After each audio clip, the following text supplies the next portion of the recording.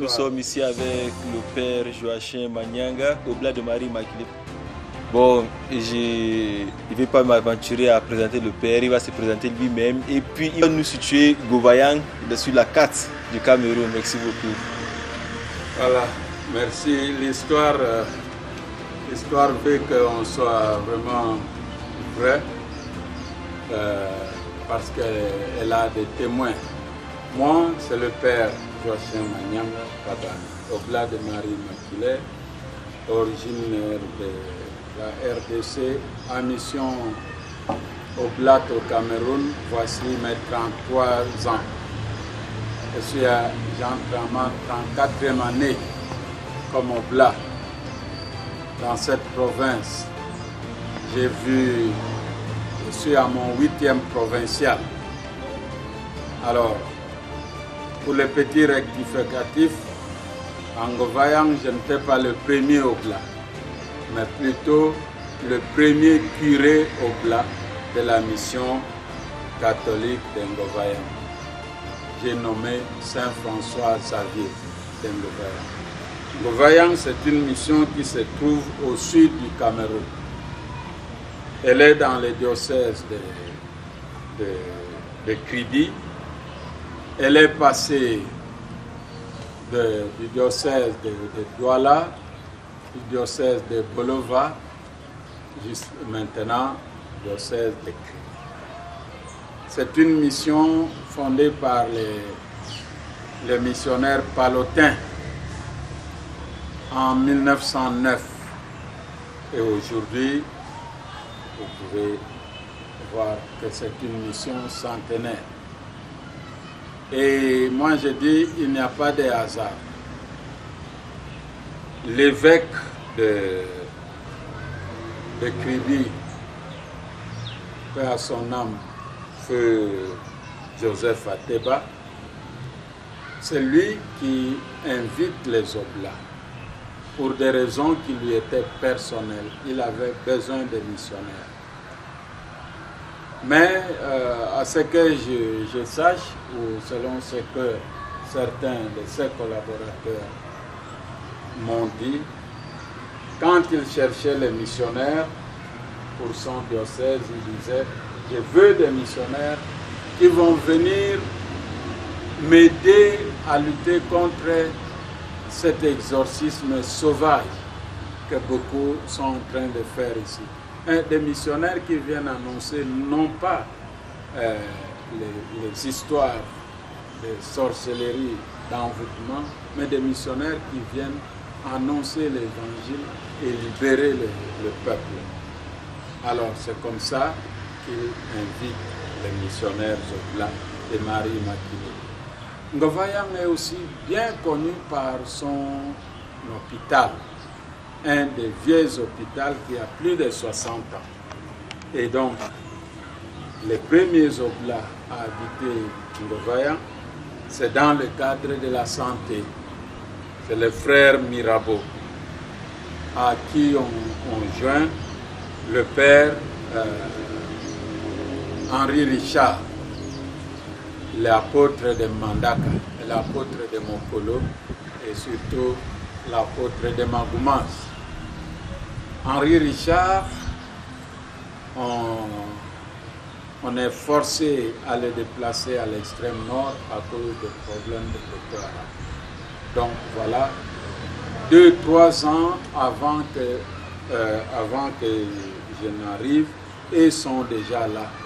Et avec d'autres Oblats qui faisaient des tours, aller et va-et-vient, dont les membres de la maison Yves Plumin, le père Paulin Bewa qui était ici. Et donc quand j'arrive, je suis nommé curé exactement en 2015, avant que le diocèse ait un évêque, parce que le diocèse était orphelin. Et pendant ce temps donc, je trouve à mon arrivée une tension qui ne dit pas son nom. Une grande tension qui peut m'entraîner aux morts d'hommes. Qu'est-ce qui occasionne cette tension? C'est les incompréhensions. les peuples de Ngovayan, les populations que nous comptons en 3 groupes ethniques, les Ngumba, les Fang, Fang-Beti et les Bageli. Bageli, ce sont donc les pygmées. Alors, ces derniers sont un peu pris comme esclaves pour les 2 autres ethnies, par les 2 autres ethnies. Sont considérés un peu comme des sous-hommes. Et dans leur rang, on enregistre beaucoup plus d'illettrés, beaucoup plus de gens qui n'ont pas de travail, fonction publique, enseignement, tout ça.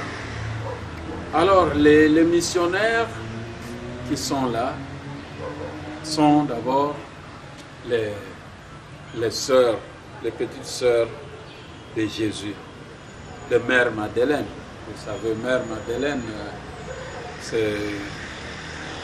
elle est d'Aix-en-Provence comme notre fondateur. Alors ces sœurs-là se sont occupées pendant des années. C'est d'ailleurs par elles ou à leur tour avec elles qu'on va enregistrer la première ou les premières conversions en christianisme. On est en 1955. Donc, elles sont là. Elles ont fait appel à une autre congrégation, les Sœurs de la Pureté de Marie. Et l'arrivée de ces dernières et des Oblats fait craindre aux gens de trouver qu'ils n'auront pas beaucoup d'impact sur l'épidémie. Il y a d'abord un foyer qui est fondé, une école, un foyer pour s'occuper des enfants pygmées. Alors quand j'arrive, même ma communauté, elle est vraiment en difficulté, mal vue par les gens du village, notamment leurs intellectuels, pour ne pas citer les noms. Au niveau de l'école, les sœurs souffrent. Elles sont taxées des colons. C'est-à-dire, ces colons sont venus, nous on a fini la colonisation depuis longtemps. Et ça, c'est des paroles très méchantes qui sortaient. Et quand j'arrive, le père Henri, qui m'accueille et Mirabeau, beaucoup d'entre eux, donc tous les 2, personne n'était prêt à visiter les familles de ces grands-là. Alors moi, je leur ai dit, on est dans l'année de la miséricorde, s'il vous plaît, nous n'allons pas faire la paix si nous réagissons comme eux. On a fait et on a commencé à aller. Et vraiment, j'ai vu ce que la paix ou la réconciliation peut amener dans la vie missionnaire. Je suis resté jusqu'en 2021 comme curé. Et au moment où je vous parle, au moment même où je quittais, une réconciliation totale. Les gens ont compris notre rôle vis-à-vis d'eux et nous avons aussi compris qu'ils ont un travail à faire. Ils ont un dépassement, un effort à faire. C'est ce que je dirais en termes de synodalité, comme c'est les mots de passe maintenant. Et là, on a commencé maintenant à évoluer ensemble avec les populations, avec les gens. Si bien qu'aujourd'hui, quelqu'un qui arrive en Ngovayan n'aura pas l'idée de ce que nous avons été. Moi, je remercie le Seigneur, comme je disais, qu'il n'y a pas de hasard. Vous voyez, Marois, c'est nous qui avons commencé. Et aujourd'hui, Marois a été confié à un évêque palotin. Nous sommes en Ngovayan et nous remarquons aussi que les premiers Oblats du Cameroun est né en Ngovayan, le père Alexis Atangana, est baptisé en Ngovayan, 1923, 4 ans après la mission. Alors tout ça pour moi c'est des événements. Un autre événement que je lis toujours à la lunette de la grâce de Dieu, c'est que cet évêque qui a invité les Oblats, c'est le père Yang Ten qui lui donne l'extrême onction des malades.